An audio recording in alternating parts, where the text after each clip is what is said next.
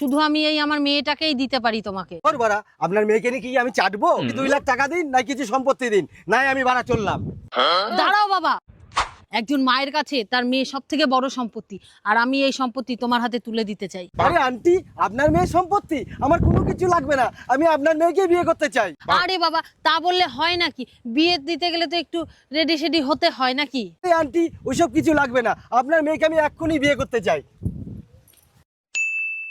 2 মাস তো হয়ে গেল, মেয়েটাকে কতদিন দেখি না। যাই একটু মেয়েটাকে গিয়ে দেখে আসি। মা, মা রে। আরে শাশুড়ি মা, আসেন আসেন, ভেতরে আসেন। আরে জামাই বাবা, বলছি আমার মেয়েটা কই গো? আরে শাশুড়ি মা, আর বলবেন না, মালদা থেকে একটা পার্টি এসেছিল, তাই ভালো দাম পেয়েছি, আপনার মেয়েকে বেচে দিয়েছি। আরে শালা সরে বাচ্চা, তোকে আমি এক্ষুনি পুলিশে দেবো।